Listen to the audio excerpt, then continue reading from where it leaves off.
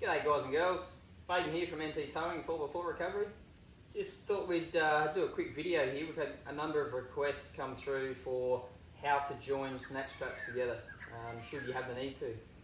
So in most cases, snatch straps are only about 8 metres long, so if you can get to within 6 metres or so of the car that's bogged, that's ideal, but in most cases, in some cases, you can't get that close.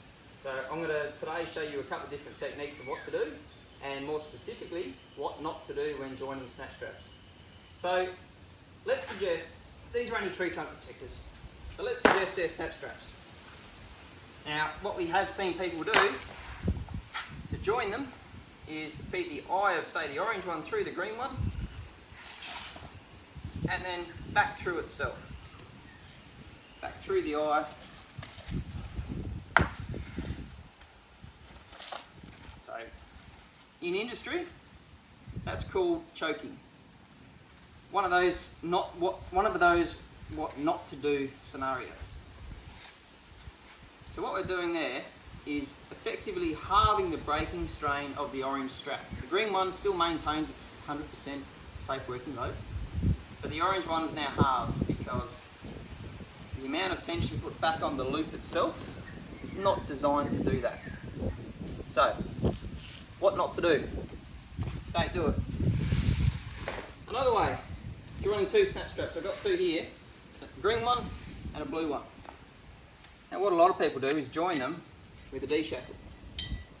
Not a hard thing to do, D-shackles are pretty easy to come by these days.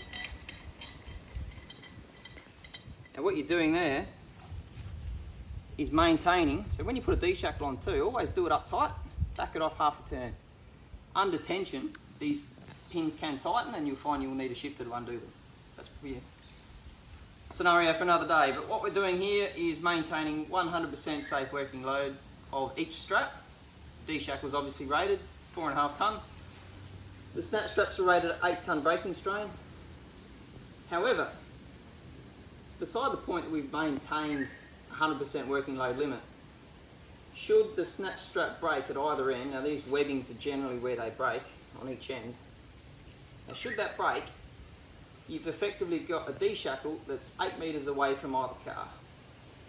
Now when the strap does break, there's a significant amount of force or energy that's put into the straps, and that D-shackle can fly one way or the other back into the door of the car, or the front windscreen of the car, or the back windscreen.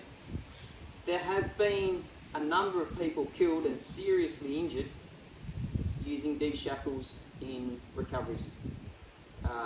They all have their place. However, joining two snatch straps together is definitely not one of them. So, we do not recommend that.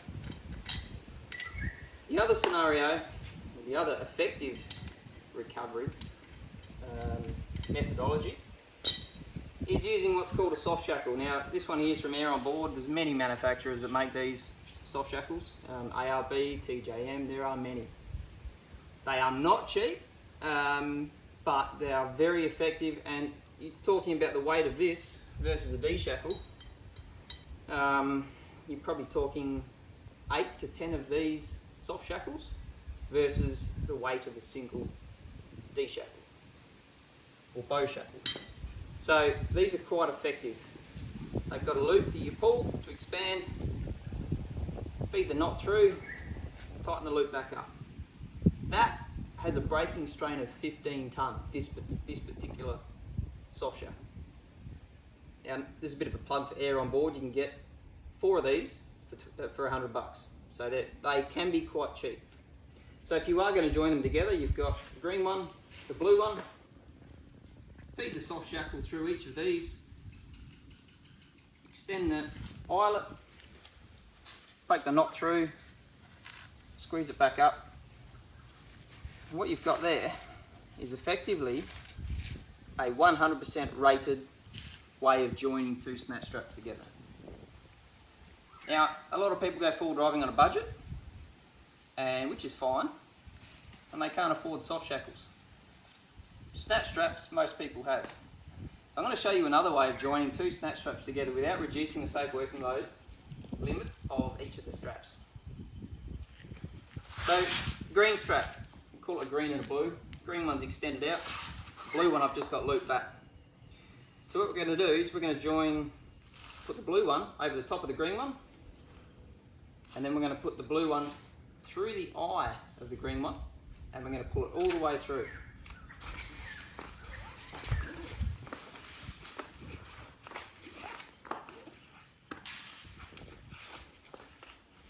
So what we've really got there, once you do pull on a bit tighter, you'll find you've got the blue strap goes through the eye of the green one, and you've got the green one through the eye of the blue one onto itself. You'll find there's a bit of a loop in the middle. Now if you were to not put anything in here and attempt a recovery under load, what you might find is this is really difficult to undo. So the other option is to use a stick, or the likes of the NT News.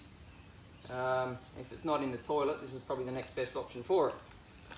If you roll it up to a bit of a loop, now you can do this with a magazine, you can do this with a small stick. You put that through the eye and then tighten this up. You'll see there, the newspaper is going to take the gap between the two straps, and yes, it will compress, and yes, it still will be hard to undo, but it will be far easier to undo with a newspaper or a magazine in there than not using anything at all. So that is effectively the cheapest way of joining two snatch straps together without reducing the working load limit.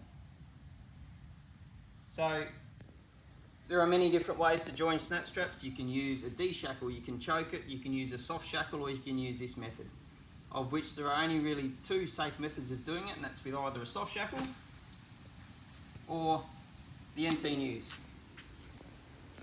Just one of the tips from NT Towing and 4x4 Recovery. We're hoping to see you out on the tracks using safe methods of recovery like this. If you have any doubts or any questions, drop us a line. I'm more than happy to have a chat to you, more than happy to explain what we do and how we do it, and safe methods of recovery. Cheers guys.